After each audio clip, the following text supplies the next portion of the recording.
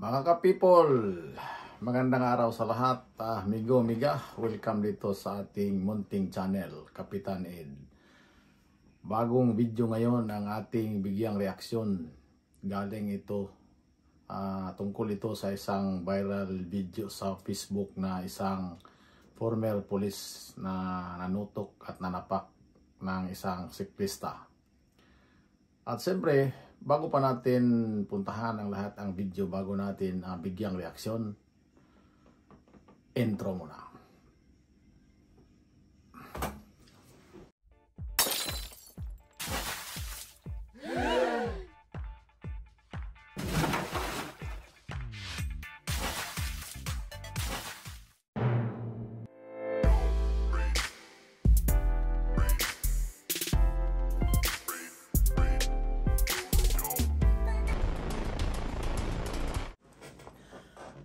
Mga ka-people, mga migo, mga miga, magandang araw ulit sa lahat.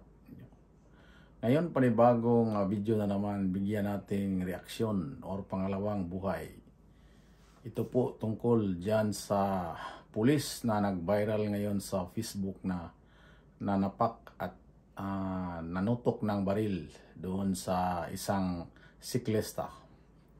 Ngayon ay napag-alaman na ito palang kalbo na pulis na ito ay nasibak na ito sa serbisyo noong 2018. Pero hindi pa nagbigay ng detalye ang mga autoridad natin kung anong klase o anong kinasangkutan kung bakit ito ay nasibak.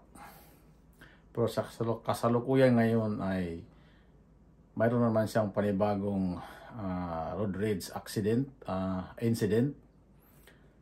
Sinapak na itong siklista, ang kawawang siklista, at hindi niya alam na ito pala ay nakunan ng video ng isang vlogger.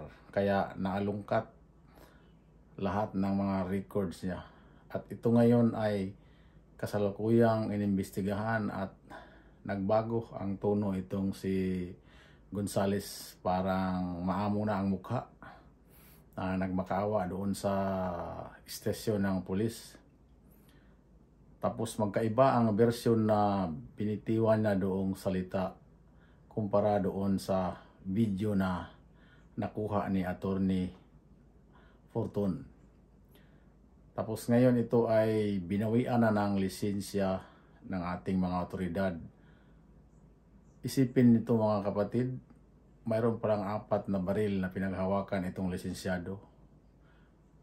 Bakit naman maghawak siyang kanyang baril 4? Tapos ano bang kanyang ginagawa ngayon? Hindi naman siya pulis.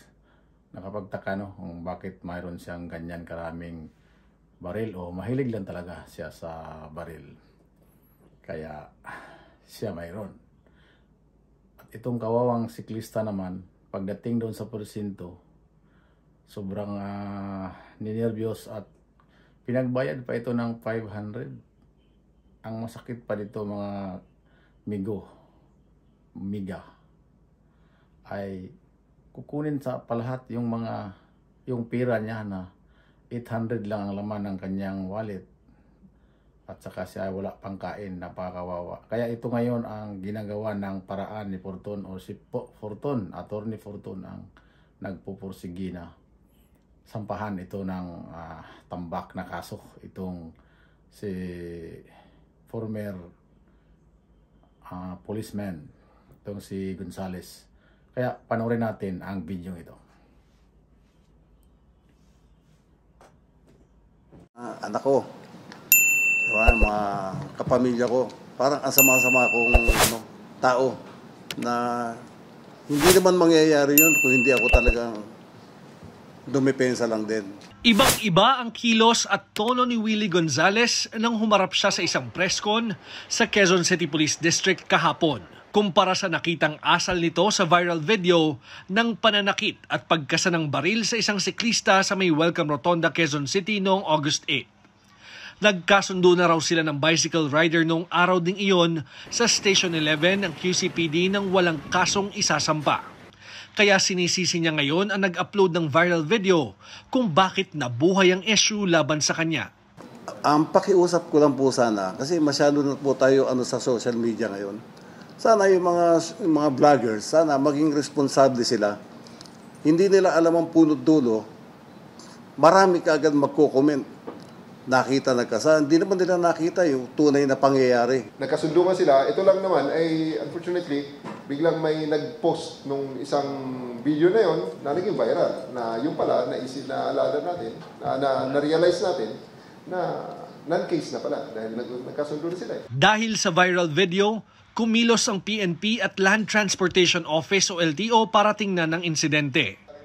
Tinanggalan ng lisensya para gumamit at magmay-ari ng baril si Gonzales, na ayon sa PNP ay dating pulis at natanggal sa serbisyo noong 2018. Hindi pa masabi ng PNP kung ano ang kasong kinasangkutan nito noon. This morning, we confiscated all the firearms under the name of Mr. Gonzales, which consists of 4 firearms, 3 caliber 45 and 1 9mm pistol. Sa pagsisiyasat naman ng LTO, hindi pala si Gonzales ang rehistradong may-ari ng pulang kotseng minamaneho niya noong August 8. Ipatatawag ng LTO sa August 31 sina Gonzales at ang may-ari ng sasakyan para pasagutin kung bakit hindi sila dapat kasuhan at matanggalan ng lisensya para magmaneho. Ang siklista ring si Attorney Raymond Fortuna nakipag-ugnayan sa biktima. Sinabing sapilitan di umanong pinapirma sa kasunduan ang bicycle rider at pinagbayad pa raw ito ng 500 pesos para sa naging damage sa sasakyan na minamaneho ni Gonzales. Ayaw po nung siklista na pumirma kasi ayon sa kanya wala naman siyang kasalanan na ginawa. Gusto pang kunin yung buong pera na nandoon sa wallet niya, 800 pesos.